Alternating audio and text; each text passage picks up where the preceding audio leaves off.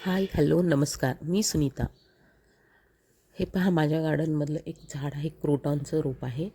त्याच्यावर पहा, हा मिलीबग हा रोग पडलेला आहे, जो व्हाईट रंगाचा असतो आणि खूप चिकट आणि चिवट असतो.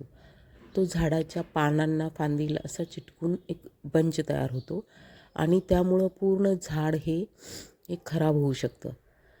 हे झाडाच्या पानामधलं पौष्टिक तत्व ज्यूस शोषून घेतात आणि ती झाडाची पानं पिवळी होतात आणि हे सहजासहजी निघत नाहीत.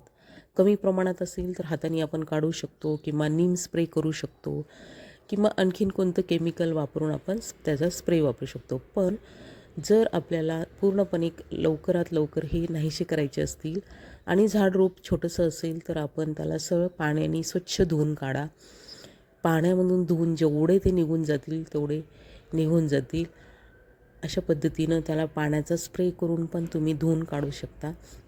आता हे छोटंसं रोप आहे म्हणून मी सहज त्याला पाण्याने धुवू शकते. तर पाण्याने धुवून काढायचे आणि जर खूप सारे आणखीन जर असतील शेंड्याला किंवा बंचमध्ये असतील, निघत नसतील तर सरळ त्याची कटिंग करा किंवा ती तेवढी जागा त्याची कट करून काढा. पानं असतील पानं कट करा किंवा शेंड्याला असेल तर तो पूर्ण शेंडा कट करून काढा, जेणेकरून की ते पूर्णपणे नाहीसे करून टाकता येतील.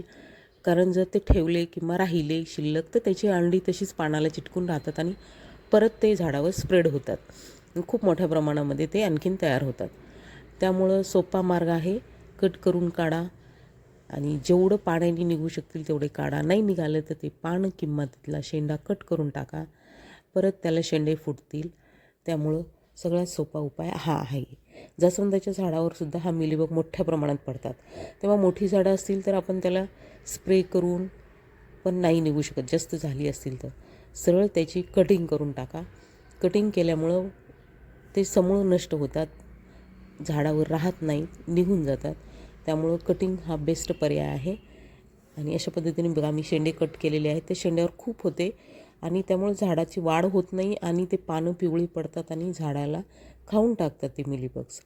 आणि आता ह्यानंतर आपल्याला काय करायचं आहे की एक स्प्रे बॉटल घ्यायची, त्यामध्ये लिक्विड सोप घ्यायचे आणि विनेगर घ्या किंवा तुम्ही कोणतंही लिक्विड साबण घेऊन त्याचा फेस करून आपण तो झाडावर स्प्रे करायचा, जेणेकरून की त्या ठिकाणी पानावर जर अंडी असतील किंवा आणखीन राहिलेले असतील मिलीबग्स तर ह्या साबणाच्या फेसामुळं त्यांना श्वास घ्यायला अवघड जातं.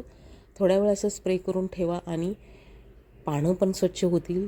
त्यावर जर अंडी चिटकलेली असेल तर ती पण नाहीशी होतील. आणि अशा पद्धतीनं स्प्रे करा. या पद्धतीनं एक दिवसामध्ये जर नाहीसं नाही झालं तर तुम्ही दुसऱ्या दिवशी परत एकदा स्प्रे करून झाड स्वच्छ धुवून काढा. आणि त्यामुळं काय होईल की हे पूर्णपणे नाहीसे करणे भाग आहे. थोडंसं जरी राहिलं तरी ते परत आणखी झाडावर वाढतात आणि मोठ्या प्रमाणात होतात आणि ते झाड पूर्णपणे खाऊन टाकतात. पहा, आता मी स्वच्छ केलेलं आहे, आता धुवून काढलेलं आहे. तर पानं किती हिरवीगार आणि टवटवीत आणि छान दिसत आहेत. झाड निरोगी होते, हेल्दी होते, चांगला श्वास घेऊ शकते आणि हॅप्पी राहू शकतं आणि वाढू पण शकतं.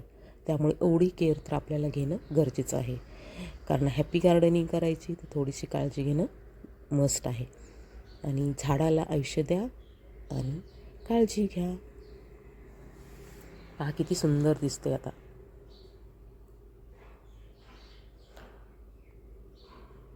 म्हणजे पूर्ण मिलीबग्स नाहीसे झालेले आहेत आणि आता या झाडाची वाढ पण छान होईल आणि झाड पण छान दिसेल.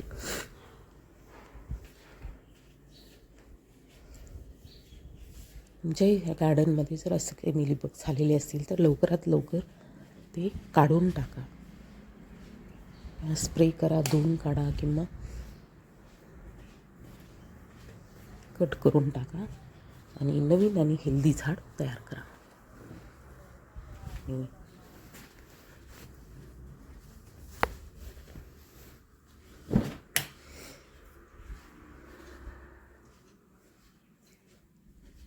व्हिडिओ आवडला तर लाईक, शेअर आणि सबस्क्राईब करा आणि झाडांची अशीच काळजी घ्या, रोपांची.